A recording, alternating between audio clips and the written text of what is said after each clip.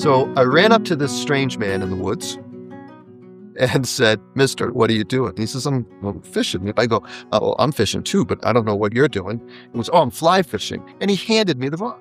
He goes, try it.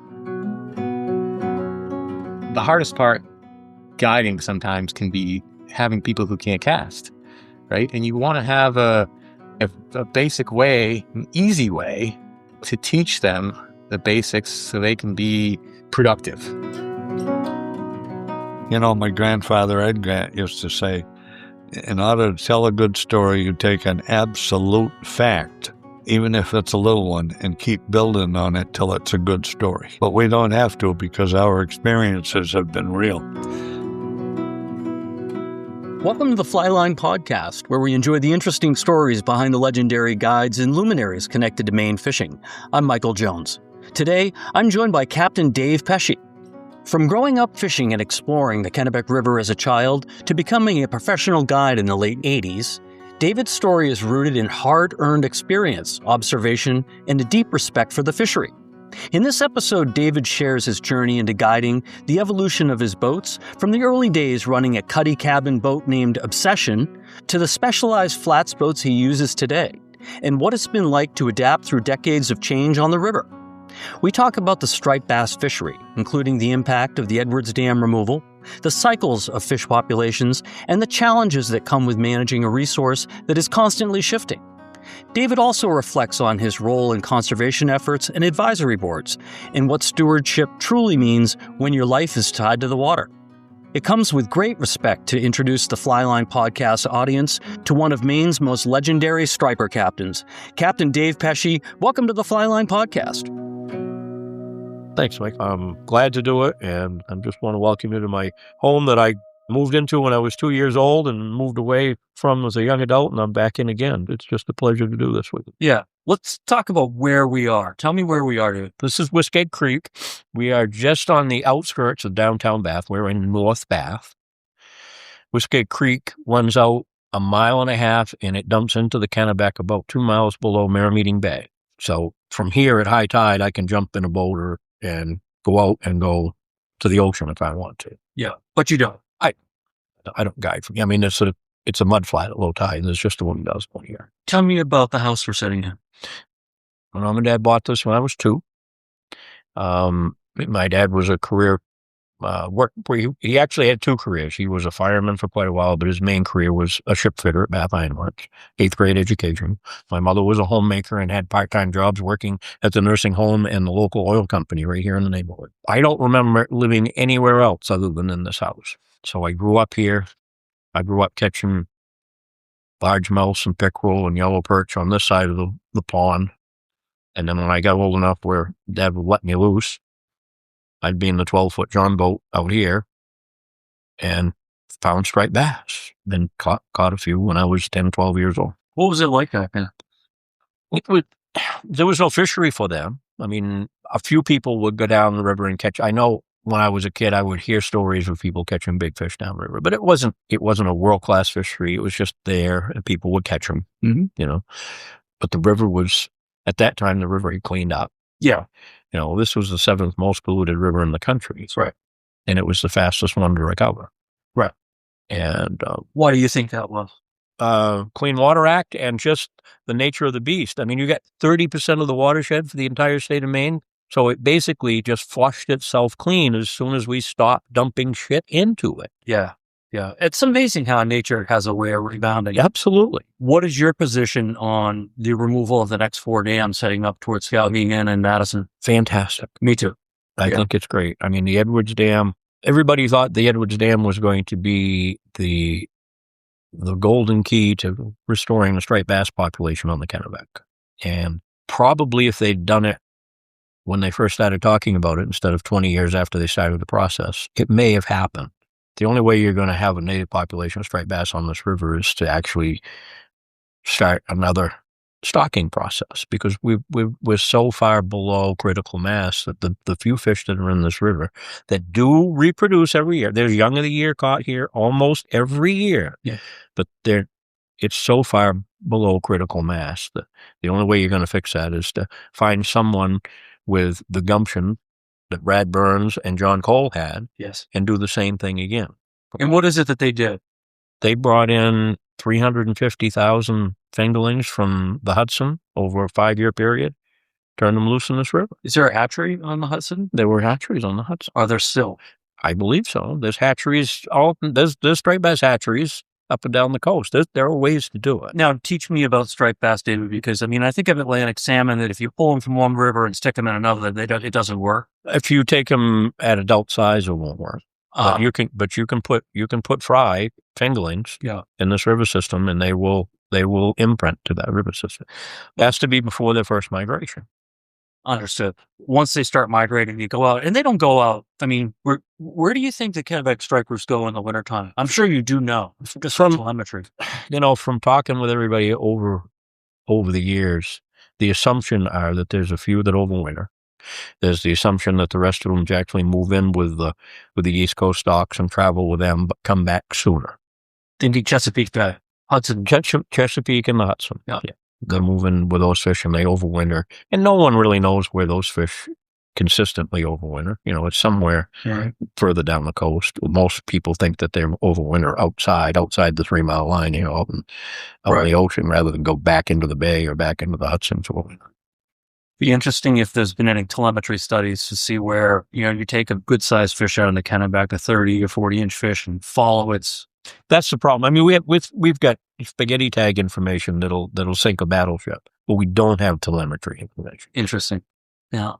Because, as an example, I know that there's a pretty good population, or a run, we'll call it, on the Outer Banks of North Carolina. Yep. I think that Peter Fallon chases those fish, or has in the past. Yep. And so you grew up fishing for striped. You learned about striped bass in your own backyard, but you weren't a captain at that point. Tell me about the line of succession. Okay. I'm a graduate of Central Maine Technical College, or what we used to call Central Maine Vocational Tech.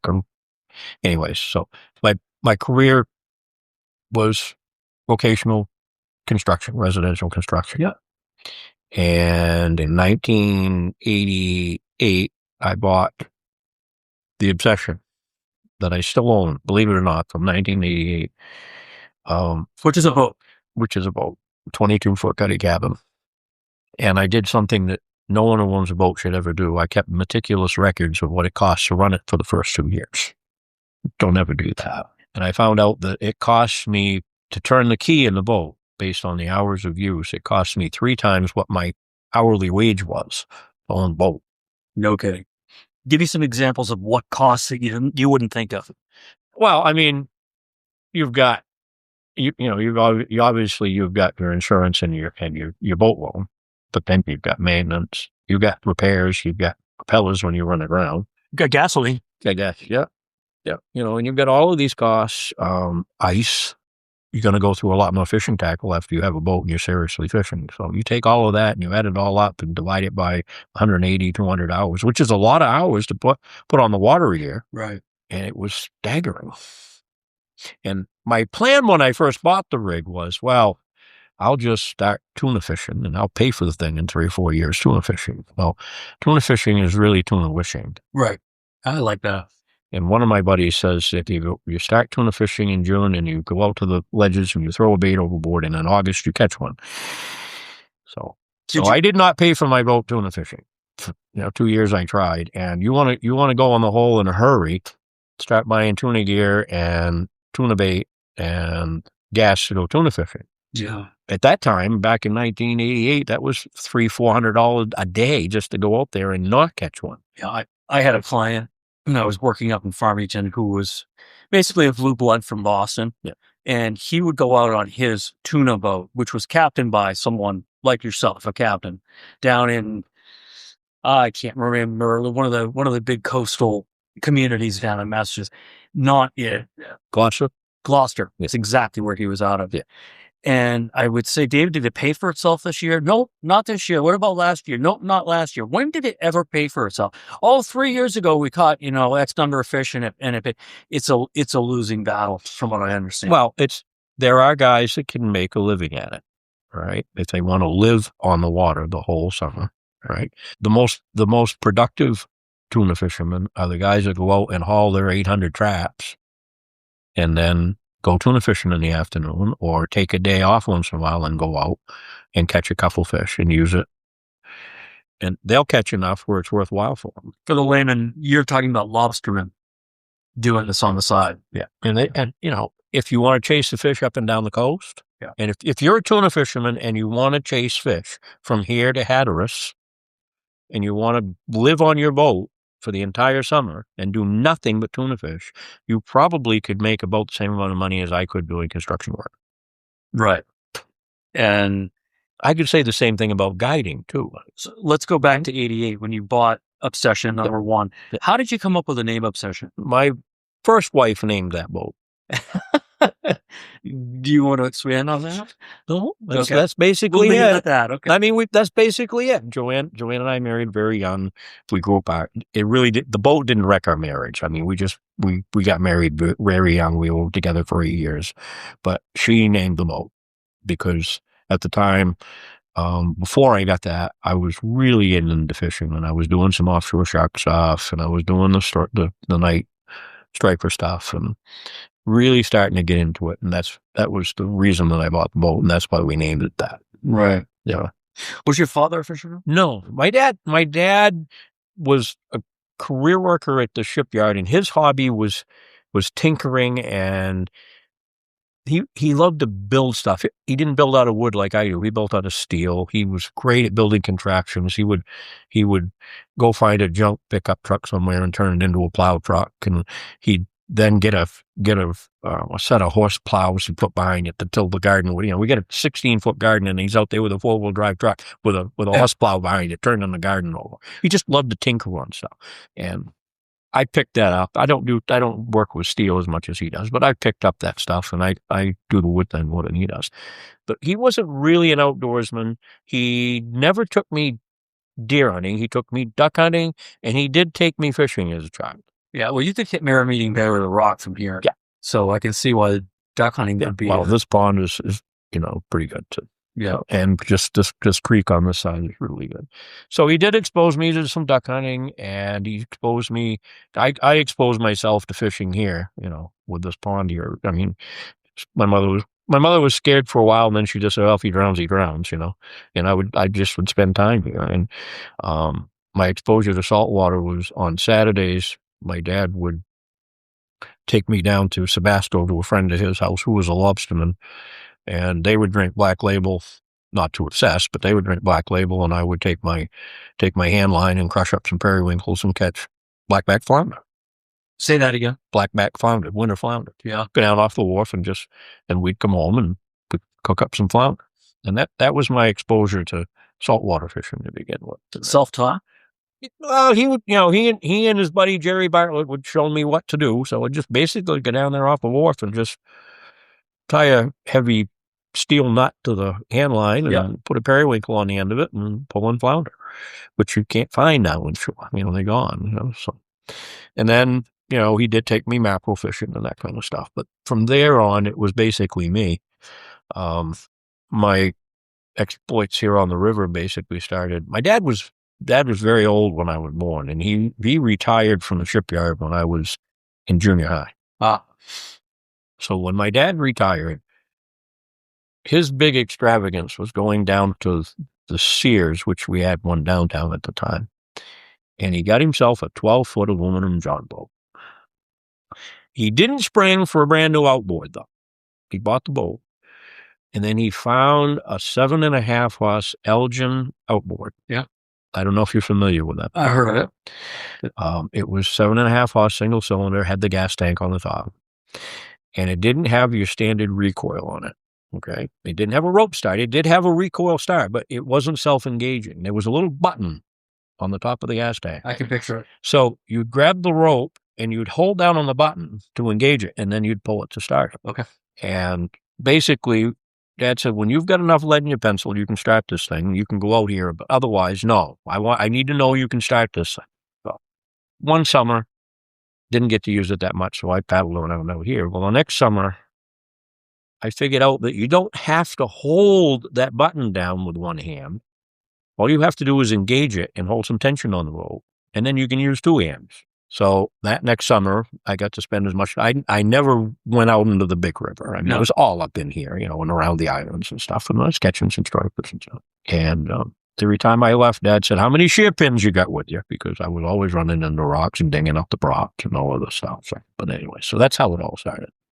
So he didn't really teach me about fishing, but he exposed me to it, and then he gave me the mechanisms to do it. Yeah. And it's literally an opportunity in your backyard. Right. Literally. Yeah. Now, is that boat still here? I don't know where the aluminum John boat ended up. Yeah. I don't. And I have no idea where that Elgin outboard is. Right. So sometime when you turned into an adult, you must have moved out of this house for a while. I moved out to go to tech school. I commuted the first year and then moved into an apartment in Portland with a friend of mine who was going to USM the second year. Yeah. And then got married shortly after that to Joanne. Yeah. So I was out of the house for I don't know. Joanne and I divorced, and then I had bought a house in town at the time. So I was living in Bath, and then 3 or 4 years later got remarried again to Barbara, who I'm still married to. Yeah. So basically, I was out of the house altogether, I don't know, 12, 14 years. And then my mother finally passed away. And when my mom passed away, Barbara and I decided that, yeah, let's renovate it and move back in. And were you guiding at that point? Let's see. Yes, I was guiding at that point. Yeah. Yeah. So let's back up. You said you bought Obsession 1 in 88. Mm-hmm. You probably didn't have your captain's license right yet. No, 91. So I was 3 years before I said, this is pretty expensive. I can take people out fishing and subsidize the cost of this thing. And we'll catch fish, but if I don't, I still get paid. Now, were there other people guiding? It was just starting at that time. Right. It was just starting. Okay. Kelleher was in it. Forrest Falk again? Forrest came in a year or so behind me. Doug Jowett and Kelleher, and I don't know, was Harvey guiding at that point? Harvey may very well have already been guiding at that point. Yeah. Harvey Wheeler is who we're talking about. Yeah. Yeah. So, but you were there when it was starting up. Yeah. Right. Yeah. And so in 91, I was still in college, but people were really starting to think about catching stripers. I think Brad had written a book on stripers for LL Bean. Yep. All of a sudden, this whole new world. So the snobby cork sniffing salmon guys had something to do when there were no salmon to catch, or even if they didn't want to leave the Maine. Yeah. And the Atlantic salmon rivers were all but dead and dying at that point. I don't think you could even fish for Atlantic salmon in 91 anymore. You might have. No, I don't think so. It might have even been on a provision if so many returned. If it doesn't matter, we're talking about stripers and talking about your life, David. So what was it? Where did you get your first clients from? How did they come to you? Well, it all started, my first year, I did 8 trips. And there was, David Dooley was a retired Navy guy in the area, and he was doing mostly offshore stuff. He had a big twin engine carver. He used to go out troll for bluefish. And we basically just started with the Chamber of Commerce and putting some brochures around in the hotel rooms, and, did 8 trips the first year, and then 16 the second year, and then 32 the third year. And then all of a sudden it blew up at that point. Right. What do you attribute that to? Just the popularity. I mean, that was when Kelleher got involved with Orvis, and, there was a crew from Orvis up here. They would rent a cottage, and all the big wigs from Orvis would be here the whole month of June, and then there were guides that started coming up and guiding up here. All of a sudden there were guys coming up in tin boats from New Jersey to fish, and it just took on its own life and just exploded. But I think the thing you're not saying is the fishery was doing well. The fishery was great. Yeah, the fishery had finally come back. We were past the moratorium, and there was some big fish. There were 1 or 2 dominant year classes that actually gave us the ability to lift the moratorium. It still wasn't a broad spectrum of year classes, but there was this 1 or 2 very dominant year classes. We had, and we've always been lucky, we've had the bait here. So once the bass got to the river, they would follow the bait up the coast. They would get into the river, and we'd either have Manhattan, or we'd have alewives, or we'd have river herring here. So they would stay. And it was one of the few spots at that time that would consistently hold these fish for weeks at a time, so people could get here, and you didn't hear, you should have been here a week ago, because now the fish have moved off and they're somewhere else on some other bait. They were here. They were here. So this is before the Edwards Dam was taken out. That was. Augusta. So really the bait didn't have anywhere to go above Augusta. And the fishing was really, really good. Mhm. What changed? Well, I mean, it basically just comes down to abundance of striped bass. It really does. You know, the quality of the water in the river is here. There were fluctuations up and down with our river herring and alewives.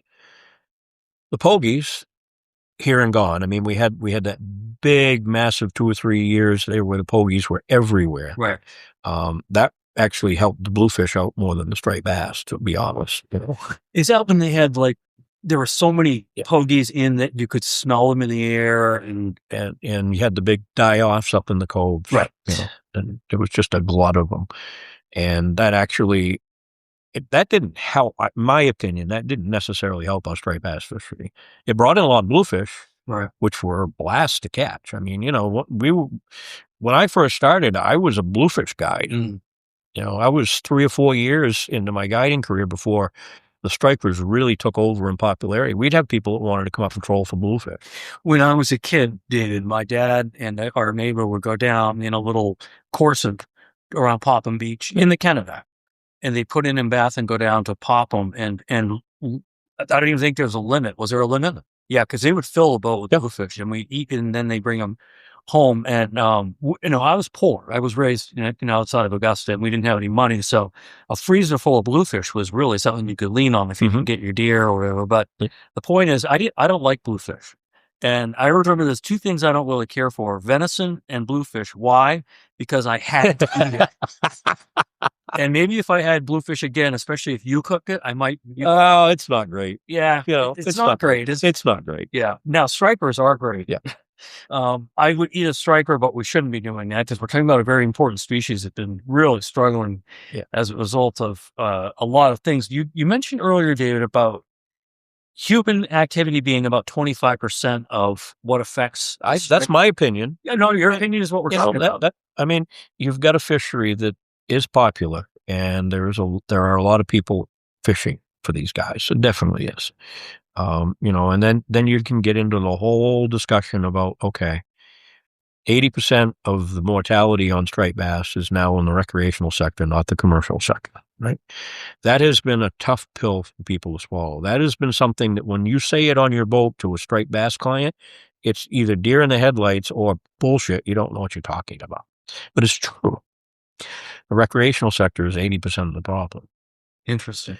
But the problem that we have right now, if we stop fishing, if they threw a moratorium in right now, we'd still be 8, 10, 12 years before things came back. Right. And that's if Mother Nature is nice enough to give us some strong year classes out of the Chesapeake and the Hudson. So I want to talk to you in the second half about conservation work that you've been involved in, because you just mentioned the Chesapeake, and I'd be interested to know, I know that there's been a lot of issues with habitat in the Chesapeake Bay area being depleted. Let's hold that conversation for a little bit later. I do want to tap back into the conversation we started about you getting into guiding. Mm-hmm.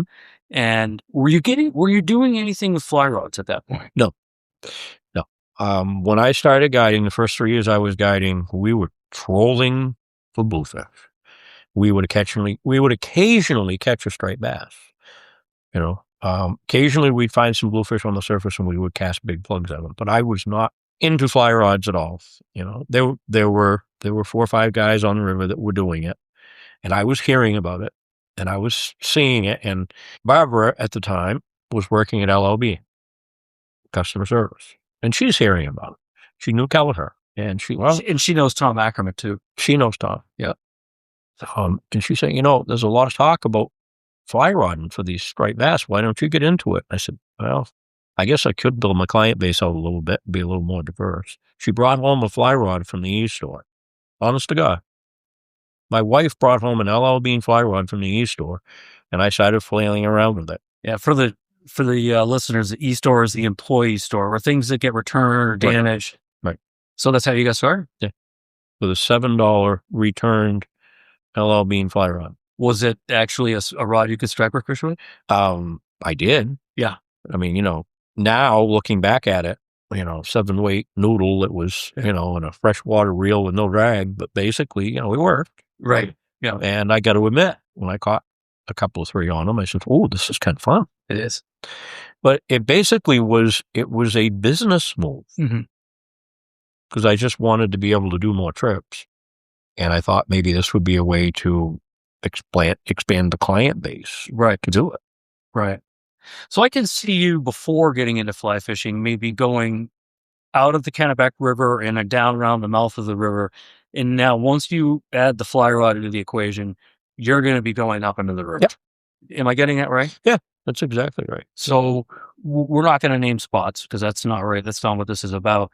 But what was the kind of water that you started fishing with the fly rod? Because I know it's changed from then to now. Oh, yeah. Yeah. Yeah. Talk about what you were doing with the fly rod then. Back then, when we started, it was all sinking lines, Right. Basically steelhead, the teeny lines. Yeah, 250, 300, 350, 400. Yeah. Yeah. And you would just, when we first started on it, it was basically chasing birds and bait and fishing on breaking fish.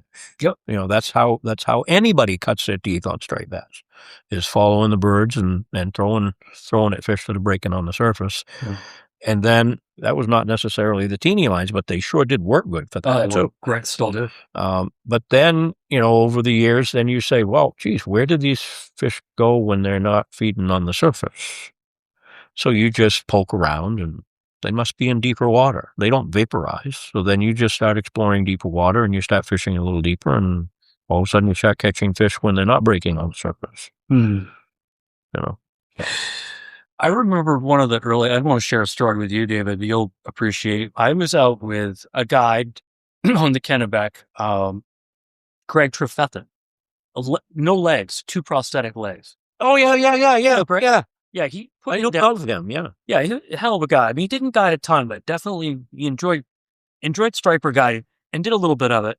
And he and I went out one day with Bob Dion and we put in and we went up actually near here. And we get to a place where there's a tidal rip. In other words, the tide's going out and the current's coming down around a ledge. And there's some fish there. And we're catching. So what we do is a classic motor up, shut the motor off, drift down the current, cast into the seam and catch the fish.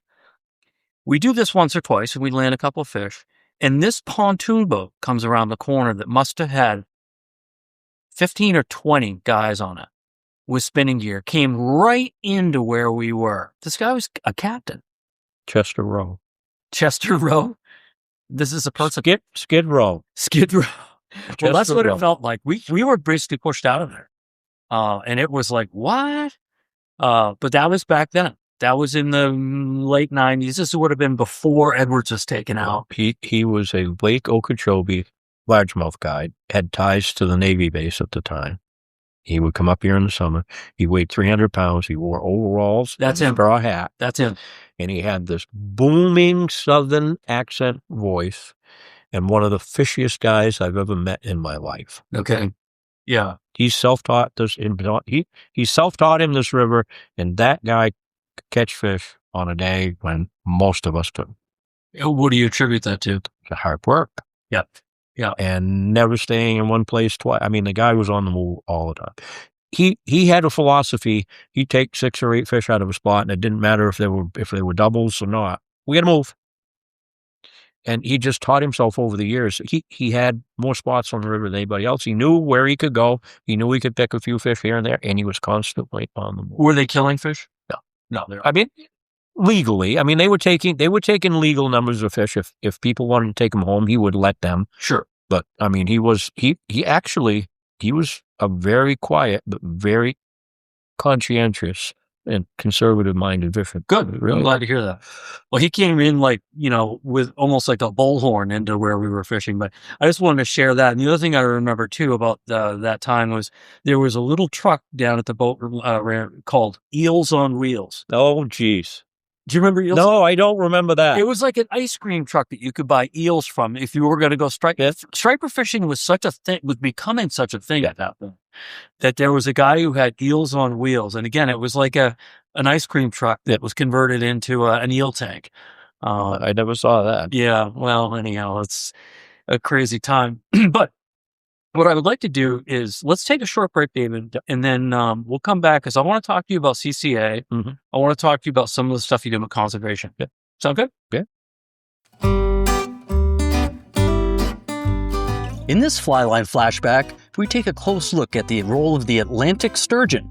Long before written history, Atlantic sturgeon moved upriver each spring, massive and armor-plated, following rhythms of tide and temperature unchanged for thousands of years. In rivers like the Penobscot, the Kennebec, and the St. Croix, their arrival was not remarkable, it was expected. For the indigenous people of the region, including the nations of the Wabanaki Confederacy, the sturgeon was not simply a resource, it was a foundation of life. Archaeological records and oral histories tell us that the sturgeon were used in full. Their meat fed families and communities. Just as importantly, their predictable migrations shaped seasonal movement, fishing practices, and relationships with the river itself. Along the Penobscot River, the Penobscot Nation harvested sturgeon using weirs, nets, and spears, methods guided by knowledge passed down across generations, rooted in intimate understanding of the water. By the 18th and 19th century, colonial settlements brought intensive commercial harvests, followed by dams and expanding industrial pollution. Sturgeon, which take decades to reach maturity and depend on long, unobstructed stretches of river to spawn, were especially vulnerable. Dams cut off their migration. Waste from mills degraded spawning grounds. What had endured for millennia collapsed in a matter of decades. By the late 1800s, Atlantic sturgeon had nearly vanished from Maine's rivers. Their disappearance was more than ecological. It severed a critical food source, disrupted cultural practices, and broke relationship between the people and the river. Where sturgeon once returned each spring, silence took their place. Today, Atlantic sturgeon are listed as threatened or endangered under federal law. Fishing for them, even for subsistence, is prohibited. Their occasional appearance in Maine waters is now treated as an event, not a certainty. Biologists describe sturgeon as an indicator species, living measures of river health whose absence speaks volumes. Because of more recent environmental acts like dam removal and habitat and water improvements over the past 4 decades, the Atlantic sturgeon is on a comeback, and their sightings are becoming more frequent.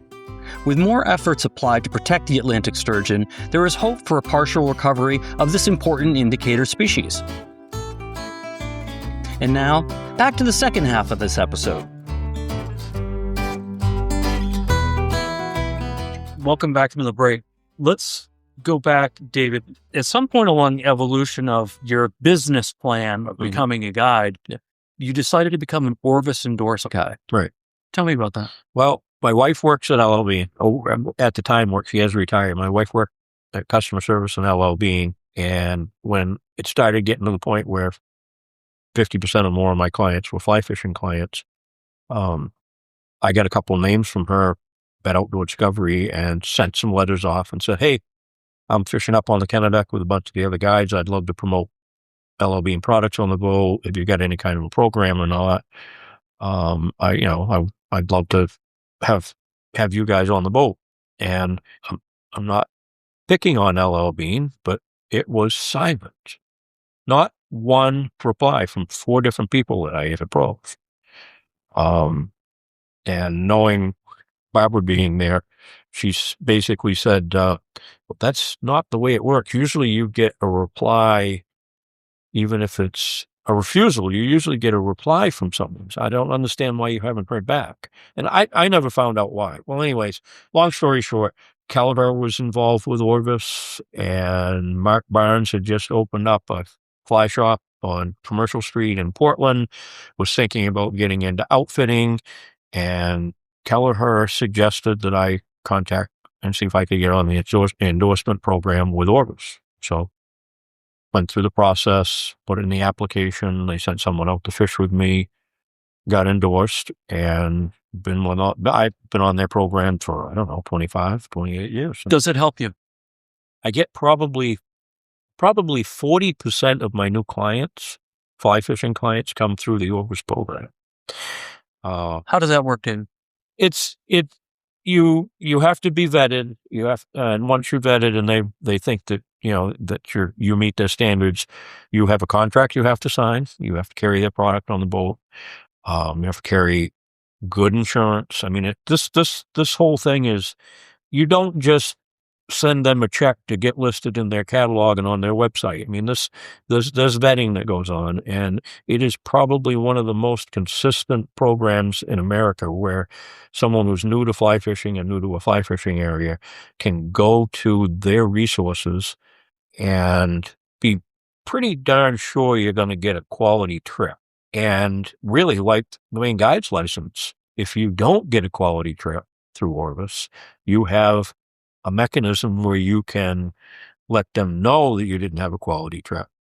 And it's a real good program. It really is. It's worked out for you. It's worked out for me. I enjoy working with a company that puts conservation so much in the forefront. I mean, they put 5% of their profits every year back into conservation, right? And they're a good outfit, and yeah, it's really worked out well.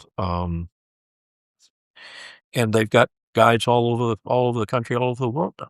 Yeah, and I think they've gotten a lot more serious about their product development. Oh yeah, there was a period where Rick Ruoff, who was Fly Rod and Reel Guide of the Year, #1, big time Florida Keys guide, and he was paid by Orvis. Yeah, he was an Orvis endorsed guide, and he said Orvis never made a good rod intentionally. There was a very dark period with Orvis fly rods, but they're good now. They're incredible. Yeah, they turned the corner with the Helios, and they've been.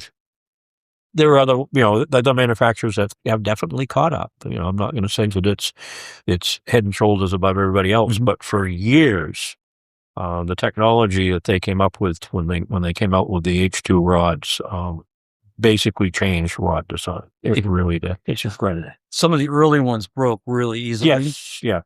And now I fished with a couple of Orvis rods with one of the guides that I work with who has Orvis rods in his boat.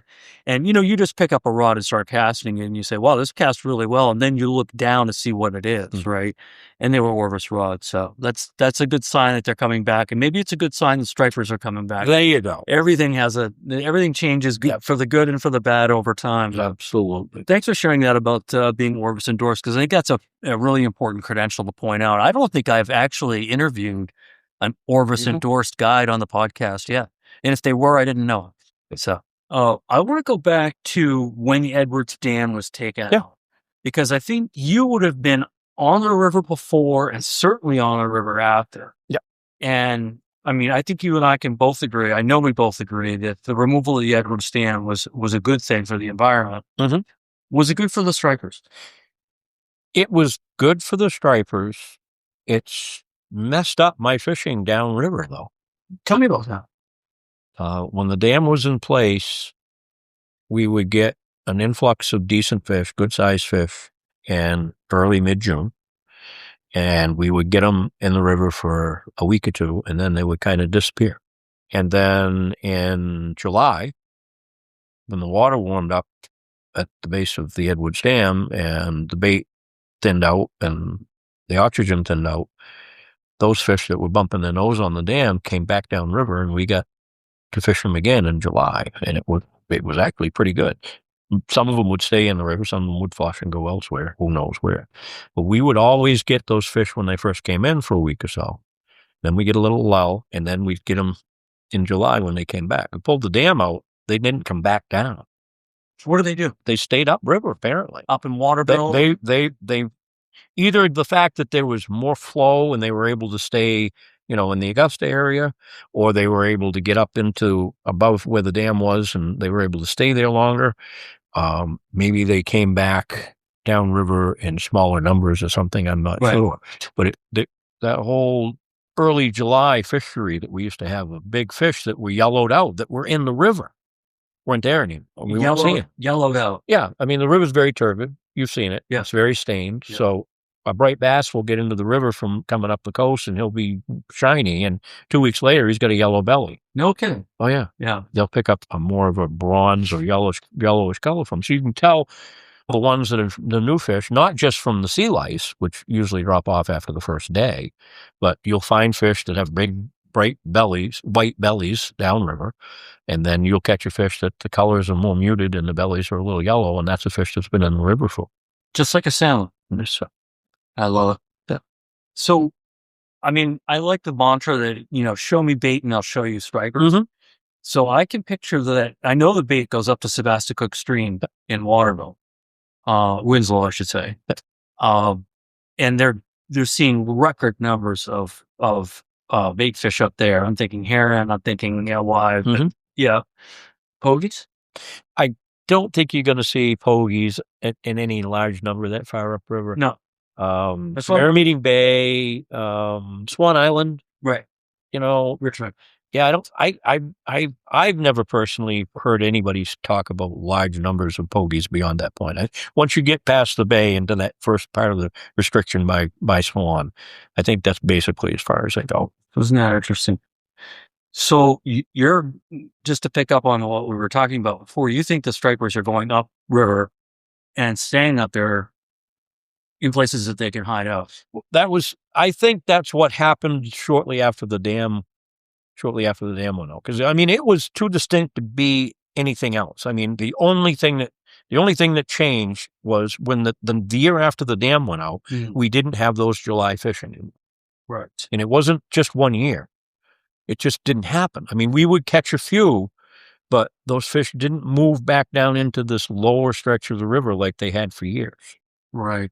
So they must have been happier up there. Maybe it was just a matter of there was just enough more water flow, or maybe it was holding more bait up there. Right. I don't know. But yeah. I always used to give Pat Keller a hard time and say, we worked 20 years to get this dam pulled out and we've messed up my fishery. Yeah. Well, you hear a lot of guides talk about that on the lower Kennebec, how it definitely changed. It did. And it not necessarily for the better, but in the long run, I think it will, if we're not only talking about stripers, but we're just talking about everything. Yeah. Eels included. Absolutely. The only good can come out of it. And then, the removal of the dams going from the Nature Conservancy upriver is going to be very contentious. Yep. It's going to be. Oh, yeah. Well, the Edwards was, and that was low impact to everybody. We had all of the people talking about losing the impoundment upstream, and they weren't going to have any water in front of their houses anymore. These people that are looking at this round of dam removals literally do have that problem. It was just not in my backyard when we were dealing with the Edwards, but when these other dams come out, it's going to change. A lot of water for people. Yeah. I want to remind you though that you're going to have more land and less water. Right. Right. That was kind of the thing that was interesting about. I remember when they took the Edwards out. I drifted down from Waterville down to Sydney in my drift boat. Very interesting to see that exposed for the first time. Don't get me wrong. I'm totally in favor of the dams coming out. I'm just saying that the arguments for not doing it are going to be more intense than anything we ever saw with the Edwards. 4 times over, to be exact, because of the number of dams and because of the communities that they're going to affect. Right. It's very interesting to imagine, though, what the Kennebec will look like. Yeah. Because I never would have imagined what the Kennebec would have looked like before the Edwards Dam was taken out. Right. And I would go to some of those Trout Unlimited meetings as a kid and sit there and listen to people like Steve Brook talk about what's going to happen. And he was right. Yep. We needed to move mussels and clams and get them into the center of the river in very short order from a volunteer effort. But we can go on and on about dam removal. I just wanted to ask you about that because I was interested to know what your position on it was. Yeah. I'm glad to hear that you're... I used to kid Kelleher and say that it messed up my fishery down here. It didn't mess it up. It changed it. Okay? Yeah. And anybody who's fished this river for 4 or 5 years realizes that the fishery changes every year in one way, shape, or form or another, all on its own. There'll be ledges that will hold fish for 2 or 3 years, and then for 3 or 4 years you can't find a fish on them. It's a magical, dynamic body of water. And this last year was I think we can agree this last year was really unusual, where we had a real hard push of fresh water until June, and then the faucet shut off. Yeah. So you've got salt water, fresh water mixing, temperatures change. I mean, stripers must be finicky.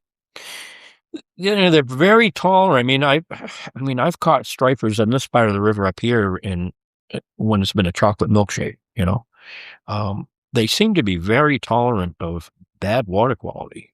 I think temperature messes with them more than the actual water quality. The turbidity and the sediment in this river doesn't seem to bother them very much, but temperature does. And they don't necessarily leave the river, but they'll go deep. Do you think there is a temperature that basically drives them out? Is it 70? It doesn't drive them out. It drives them into deeper water, and it will slow down their metabolism. I can be overfished and finding fish in 20, 30 feet of water and hit them on the head and not get a bite. They'll go 2 or 3 days with lockjaw. Doesn't mean they've left the river. No. My good friend Fred, that was a client of mine that has moved up here, he's become a deep water, he's a machine. And when he can't find fish in 10 or 15 feet of water like we normally do, he'll have his face stuck in his fish finder for 8 hours, and he'll find fish in 40, 50, 60 feet of water and occasionally get a bite from them. So they don't necessarily leave the river, but when the water's warm, when you've got 75 or some cases 80 degrees surface temperature, we've got an ambient ground temperature in Maine of 57. Right. Got it. And even though the river has a tremendous amount of current in it, there still is stratification. At the bottom. Especially in the lower Canada. And they'll go into a hole down there and get down into that nice cool water, and they'll just hang there. They don't necessarily leave the river. Some fish do. I mean, I have had on certain years in mid-July and August to stop fishing the river and start fishing the beaches. Let me ask you this. What's the deepest spot that you know of in the Kennebec River above Popham Beach? You don't name it, but just the depth. There's 2 or 3 spots that are 120, 130 feet deep. Oh, no kidding. Yeah. Well, there's many spots in this river that are 80 or 100 feet deep. And that's where they go. They don't necessarily go into that deep. I mean, I will find them stacked up in small schools and 60, 80 feet of water. No kidding. Yeah. That's interesting to know that. They don't always eat, and obviously not real fly fishing friendly. No. With that day. Yeah, that's more than half your fly line. Right. Just to eat. And you get too strict and you're out of the zone. And no, you're not fly fishing at all. We usually just get out the 1-ounce bucktails at that point and see if we can hit them on the head and get a bite. Yeah. With the clients that are willing to do it. David, before the break, we were talking about what you were doing when you first started fly fishing. Basically fishing tides and rifts off from ledges and things like that. Yeah. Using sink tip lines. Yep. You graduated. Evolved. I don't know if it's graduated. Last year was an eye-opening experience for all of us on the Kennebec River. We didn't have fish in 20 feet of water. We didn't have fish in those rips where you could go and, do a 20-second countdown and get down to 10 feet and get in a fish and we were just not finding fish in those spots. So yeah, I've had to change. I've also over the years, I have a guiding philosophy, and that is that I don't put my clients in a situation that they're uncomfortable in or cannot perform in. That's fair. So you get some people, that have just come out of Orvis Fly Fishing 101. You can't put a 10 weight with a 450 grain shooting head in their hand and expect them to be able to cast it. Occasionally I'll find someone that would like to try it and we can get a cast or 2 out of them, or some of them just pick it up and go with it. But typically when I get clients on the boat that don't have a lot of experience, they come on the boat with a floating line, expect to fish a floating line. So over 35 years of guiding, I've decided that why am I trying to make these people do something that they don't want to do, or they don't in many cases can't do in a 6-hour charter? A weekend, I could probably get them to do fairly well with shooting end lines. But over the years, I've decided I have got to be a good guide here and find ways to put people on fish with equipment that they're comfortable with. No one wants to spend 6 hours on a boat and be barraged by a guide and feel like they failed when they get off the boat. I don't want to do that. We have a name for that. It's called Florida. Yes. I am not a Florida Keys guide, and I never want to be. No, you don't resemble it. Your reputation certainly doesn't. I mean, I guided in Florida for 15 years, and I didn't guide in the Keys, but I guided in Charlotte Harbor for 15 years, and I kept the same philosophy down there. And there actually are some clients that want to be spanked all day long by their guides. There are clients that expect that. I know. But for the most part, my philosophy is paying me big money. We got 6 hours here. Let's enjoy ourselves. So how do you do? I'm going to drop a hint. Yep. Obsession 3. Yep. Tell me about that boat. That boat is Obsession 2 and Obsession 3 were boats that I bought from Jerry Gibbs, outdoor writer for Field and Stream and Outdoor Life. He moved here from Vermont, and he had a 93 Red Fisher, Lappy. And a couple of years after he moved here, he called me up and he said, Dave, I'm buying a 21 Red Fisher. Would you like to buy my Lappy? And I said, I'll be right over. For two reasons. Jerry is meticulous, and this may have been a 8 or 9 year old boat at the time, but it was showroom. Yeah. The guy just took care of it perfectly. And I'm dying to be able to put my fly clients in a boat that they're a little more comfortable in, other than standing on the bow of a cuddy cabin. Right, which is what Obsession 1 is. Yeah, it's a big cuddy cabin with a high bow and a belly rail, and it's a really nice spot to cast from, but it wasn't versatile enough for clients that were evolving and wanting to do more stuff. So I started out with an 18 Red Fisher. Which is a flats boat. Which is a Florida-style flats boat.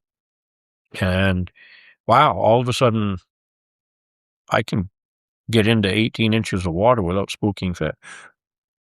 So I fished that boat for 8 or 9 years and was able to take clients that were used to fishing in Florida, fishing floating lines and intermediate lines, and I was now able to go into, spots down on the coast where there was sandy bottom and get up into 5-6 feet of water, sometimes even less, and look for pushes and look for tailing fish and then over the years actually refined it to actually being able to sight fish for striped bass. Fun. And so I had that boat for 8 or 9 years, and then Jerry Gibbs calls me again, and he says, Dave, I got 2 artificial knees. I'm having my shoulder replaced. I'm 80 years old. I'm going to start hiring people like you. Would you like to buy my 21? So now I have Jerry's 21 Red Fisher, which is a little harder to pull. Yeah. But still works wonderful in the Kennebec because it's a little more comfortable, it's a little more room, it's a lot more stable. But last year when those fish were in 20 feet of water and we couldn't find them on sinking lines, I could consistently find them in 3 feet of water now. Yeah. Now, without giving any spots away, I'm picturing you going onto like a clam fly. Yeah. And I can picture you using crab flies and smaller bait flies. Yeah, small bait flies, crab flies, clousers. One of the things about chasing those fish around on the flats is that it's not a given that they're going to eat. So we end up spending a lot of time finding the right fly for the day. It can be pretty exasperating, and you get a dozen fish or 20 fish swimming towards you and throw a fly out there and have them be totally indifferent to it. And in some cases, park the whole squadron and swim around it and then join up again on the backside like those stinking tarpon do down in Charlotte Harbor. But they are very, very, very selective on the flats, and you have to spend a lot of time getting the cast right and getting the fly right. And probably timing of the tide is essential. Yeah, if you don't time it right, then you're going to spend the next 6 hours there. Yeah. Explaining why you're stuck. Yes. Yeah. I enjoy bone fishing, and I do a fair amount of it. And the tide is everything on flips. Yes, it is. Yeah. If you're dealing with less than 5 feet of water, those fish get real spooky when it gets real thin. They do. And the thinner it gets, the spookier they get. And of course, you have birds of prey here, and the Kennebec is full of osprey. Oh, I'm telling you, these fish are always looking up. And my biggest nightmare is two fly clients coming down to the boat at 5:00 in the morning, and they're both wearing neon yellow fishing shirts. What we call going out to eat shirts rather than fishing shirts. Everybody's wearing bright colors now, and I actually have to carry some drab stuff on the boat and ask them to put it on. I know. I had a client years ago show up in the drift boat during bird hunting season, and he was wearing his orange hat and his orange chamois shirt. Mm-hmm. And after about 3 hours, I had to say, let's try taking the shirt and the hat off and see if, because a lot of the time I'm catching a fish from ear to ear wood swivel, right? Mm-hmm. And clearly they can see you. I had a red boat one time. It didn't catch fish. No. I never own a red boat again. People don't think that a striped bass would be looking up. Oh, sure. But they, as you say, they're watching for ospreys and eagles. You know, I've been on a couple of flats with clients that can cast really well. One morning was crazy. We were in the fog, and we had a few fish working. This guy could throw 80, 90 feet, really nice tight loops, beautiful. He's up on the bow. He's crouching. He's throwing sidearm, and he's throwing a intermediate line. Mm-hmm. So it's almost see-through. Yep.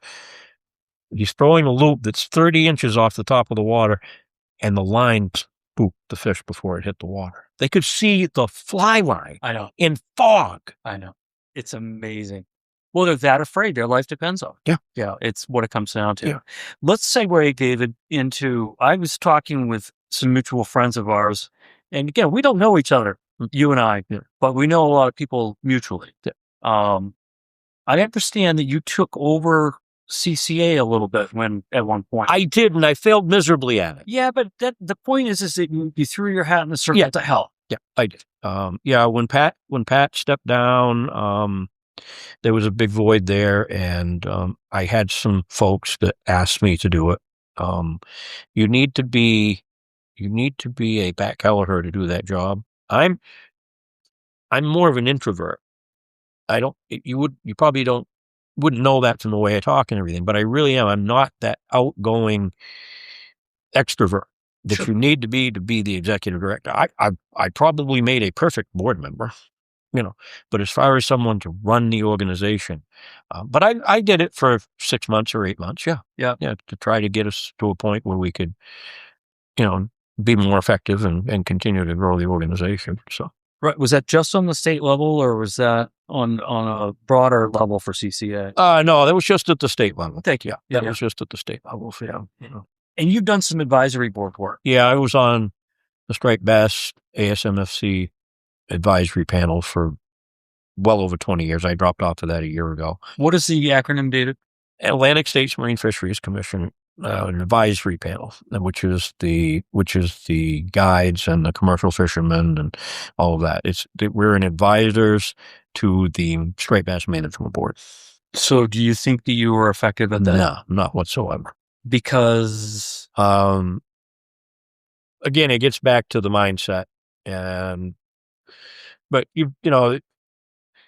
I would not say that the 20 years I did it was a waste of time, because it really, you could influence people on the advisory panel, and the dialogue that we had there. I'm sitting down next to a striped bass gillnetter, and I'm sitting down next to a wholesaler who buys striped bass, and I'm sitting down next to a head boat out of New Jersey who fishes for striped bass. So it was great in the aspect that we could, in the fishery, interact with each other and share our stories and our concerns. I would be able to tell them that Maine is the canary in the coal mine. And when things start tipping over here, you guys need to be aware, And then I would hear stories from the gillnetter who needs to catch striped bass because he's got a dead spot in the season. And if he doesn't do that, then he's not profitable. Right. So that aspect of it was good. But as far as us being able to influence what the Striped Bass Management Board did, especially with conservation, we had very little impact on them at all. We would deliberate, and they would get our report, and we would basically get duly noted but this is what we're going to do. Well, thank you for doing that. For supporting the industry from an influential standpoint. I think just, it's kind of ringing in my ears right now. I remember with CCA, we would have the banquet at Cook's Corner at the atrium. Yeah. There had to have been 250 to 400 people in the room. Yeah, we had some that had close to 400 people in them. Yeah. And you remember how good the fishery was. Yeah. Right? It's so interesting that when the fishing's good, the conservation's good. Yeah. And you have to wonder what created the other. Yeah, that's a great question. It really is. It became a popular fishery. You had influencers. You had the Brad Burns. You had the John Coles. You had the Pat Kelleher's.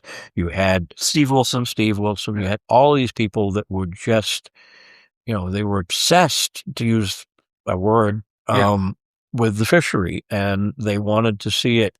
They wanted to see it stay where it was. And then at the same time, Brad was adamant that it needed to be a sport fishery coast-wide. And there was all of that activity, all of that energy there. When it started to fail and the fishery would slump off a little bit and participation would change, I think what would happen is a lot of those folks that weren't actually involved with the management and involved with running the association, they would fall off. They would go back to trolling for landlocked salmon. They would go back to their local lakes. They wouldn't make the trip down. And that just caused everything to shrink a little bit. Yeah. But you know as well as I do, with any nonprofit organization, we might have had 650 members in the state of Maine, but you had 50 people doing all of that. That's right. And those people were getting a little old. They were getting a little long in the tooth. They were getting a little burned out. They wanted to go, in Brad's case, they wanted to go salmon fishing. Right. So I think it was just, it had a great amount of energy and it was huge. And then it just it didn't implode, but it just kind of slowly atrophied. What is CCA today? Do you know? It's non-existent. That's what I thought. It's not. I mean, I believe there's still a recognized chapter here, but Duncan Barnes was very involved with it, and a few other people. And it really, I don't think they've had a banquet in 5 years. Right. So we just threw a bunch of names out. Duncan Barnes basically was the editor of Field and Stream magazine. Yeah. Retired. He spent a lot of time in Maine, but now lives in Maine full time. Yep. Big advocate for stripers, big advocate for hunting and fishing. Yeah. I should get him on the podcast. You should. Yeah, you'd be a good one. All right. So we talked about that. Mm-hmm. What else do you want to talk about? I would love to see this fishery come back quickly. I watched it degrade and go into a moratorium when I was in my 20s. I'm watching it happen again. And everybody's looking for answers. Yeah. But we are responsible for the fishery. We need to be good stewards of the fishery, but we need an intervention from something beyond us. Until we get to the point that we have consistent year classes in this fishery, there's nothing we can do to rebuild the stock. Interesting. We can hasten it by being good stewards. Mm-hmm. But the problems that we've had over the past really 10, 12 years with poor recruitment out of Chesapeake Bay isn't our fault. No. I think that's the thing that's lost on a lot of people, David, is you're relying on, it's a migratory fish. Right. Just like a woodcock, right? It migrates. Yeah. And so if the habitat is bad in one area, it affects that fish where it's at. Right. And these fish are just so fragile to begin with, like any organism is, that when you put toxins in a Chesapeake Bay or development or a golf course in the Florida Keys, the bonefish go away, So there's a lot of analogies, but the striper is really the one, like you say, the canary in a coal mine for Maine. And that it's anything changes in Maine, you either see them or you don't. Right. Now, let's segue into what is going on in New Brunswick. Yeah, what is that all about? You tell me. You know more about stripers than I. I have not looked into that. Yeah, I haven't done anything with it.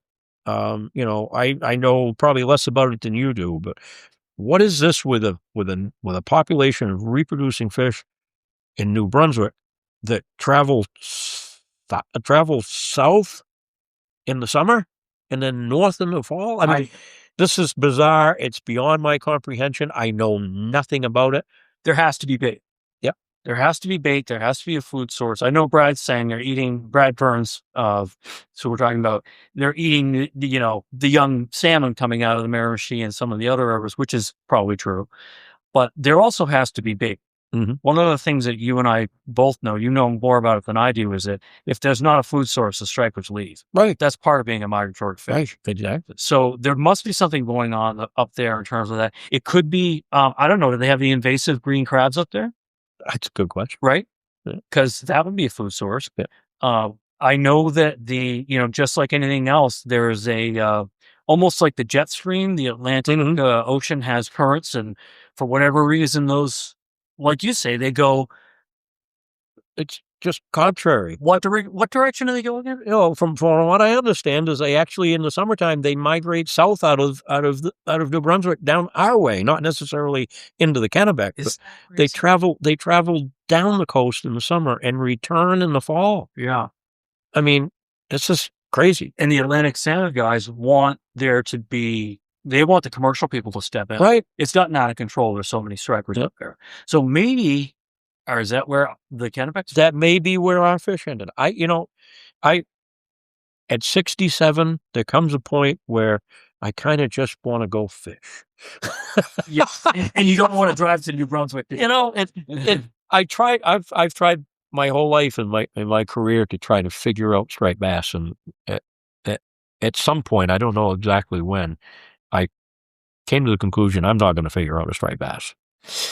I can figure out their trends and I can figure out what they're doing on a particular year. But man, to try to figure out what's going on with the striped bass, this is all crazy. But yeah, I mean, those fish could be just stopping in the Kennebec for lunch and going that way in the summer. I don't know. Right. I know that we get fish here that do move into rivers down east. I mean, the Union over the past couple of years has had fish in it. Sheepscot. And the Sheepscot and the Damascotter. And when I hear that there's a good bunch of fish in the Union, for example, it does coincide with a downturn in the Kennebec. So maybe the fish are moving around a little bit more. The thing I don't understand in all of that is the Kennebec still has one of the largest populations of river herring and alewives on the entire eastern seaboard. Yeah, we've got more forage fish in this river than striped bass can eat, and it's only getting better. And it's getting better, and thank goodness that it is. Yeah. But Damascotter has a good run of alewives too, so they get fins and they go where they want. And who really knows? The Chesapeake thing, I keep telling my clients that we can't blame it on the commercial sector anymore. And I don't honestly think we can blame it all on development either. Striped bass need a certain weather condition. They need a very wet, cool spring for a viable spawn. Mm. And when we get a dry spring or a hot spring down there, the hatch drops off. I mean, the striped bass need to spawn in total fresh water. Right. So if they have a dry year in the Chesapeake and the salinity goes up in the spawning areas, the larvae doesn't survive. So climate change, I mean, I guess we should take everything that's changed in the past 30 years in this fishery, throw it all in a pot and say, that's our problem. Because I honestly don't think there's one thing. I honestly don't think that fishing pressure is the big problem here. It's a combination of everything that's caused this fishery to not have strong year classes. Yeah, it's death by 1,000 paper cuts, really. Exactly. It's a little bit of everything coming in. But is there any good news here? Yeah, there's good news. And the good news is this, is that us old farts that saw a collapse 40 years ago, 30 years ago, were able to, 15 years later, start an entire fishery on the Kennebec River that never existed before. Yeah. And the Kennebec River became known as one of the top 10 striped bass destinations on the planet when years before there weren't any there. So, yeah, these fish are going to, I don't know if we're going to end up in another moratorium. I think we are. I think this has gone to the point now where the management board has kicked the can down the road, and they don't seem to show the initiative to try to step in and mitigate this in a meaningful way. So I think we're just looking at years down the road, we're going to end up in another moratorium. When you say moratorium, define that. Well, it can be, at this time around, it can be anything, but the last moratorium was no harvesting of striped bass. Right. You could still fish for that. Okay, thank you. That doesn't mean that this would be that. Right. I mean, there's a lot of talk about no targeting of striped bass, where you actually couldn't go out and target them and release them. Like Atlantic salmon. Like Atlantic, yeah. Interesting. So, but the silver bullet is this: I'm going to be off the water in 10 years, 15 years. I may not see the resurgence of this, but these fish are going to come back. Yeah, they will. I think they will, especially with the improvement in the habitat. When I actually was talking with Janet Mills about striper fishing. She was saying how she went out a couple of years ago, and I said, "Oh, did you keep that fish?" And she said, "No, because we were on the Kennebec." So is there a... Yeah, there is. If she was fishing in June, she couldn't keep it. Yeah. Expand on that. Yeah, this goes back to the stocking program that we talked about that Brad Burns and John Cole started many, many, many years ago, and we started to see a resurgence of a natural a population of native fish that were reproducing in the river. Lou Flagg was an adjunct person at DMR at the time, and when this was happening, they wanted to protect the native population of fish in the river to allow them to spawn. So there was special Kennebec regulations that were put in place. They're still in place today, where it's artificial lures only, and no harvest until July 1st. To protect the fish. To protect the fish. And then after July 1st, you can keep fish. And the idea back then was, okay, if they've spawned and we happen to catch a native fish and we lose it, hopefully the spawn will replace those fish. So it's worthwhile. So where is that line on the Kennebec River where that July rule? It starts at Small Point, way over at the mouth of the New Meadows. It runs across the mouth of the river and runs to, I believe, the Cuckles. To what? The Cuckles, which is the lighthouse on Southport Island. Got it. So basically the entire Kennebec River watershed, which includes the Sheepshead River and the Sasanoa River, that entire watershed is closed until July 1st to harvest. To harvest the fish. And you no bait until July 1st. Right. Right. Well, I want to make you feel a little bit better about something you said earlier, that you can't figure out what the fish do. You know, you've spent a lifetime doing it. This summer we had, like we talked about earlier, we had rain. 12 weekends of rain and then none. And I swam up for flyline on the head of Steward River. And it went from record high water to record low water. And at one point this fall, I went out where I would normally catch fish, and we could not catch a fish to save our lives. One of the guides has a fish finder on his boat, jet boat. They were in 20 feet of water on the bottom, lockjaw. Wow. That's where they were. Yeah. And it's just bass, even if they're stripers or smallies, when they decide they're not going to eat, you can't make them. No. Yeah. There's something about bass. Don't you agree with that? Yeah, absolutely. No question about it. Yeah. Shut down for days. Yeah, they will. Yeah. It's David, one other thing I wanted to share with you, it's some of the people, contemporaries of yours, I've talked to before coming to visit you today, said that you've been very generous over the years. You've never stopped in your generosity of supporting their organizations, and that you're the kind of guy that always leaves the woodpile higher than you found it. And just for our fishing community, I want to thank you for that. You're welcome. And I want to thank you for joining on the Flyline podcast to tell a little bit about your story and your career. My pleasure. Thank you. That brings us to the end of this episode.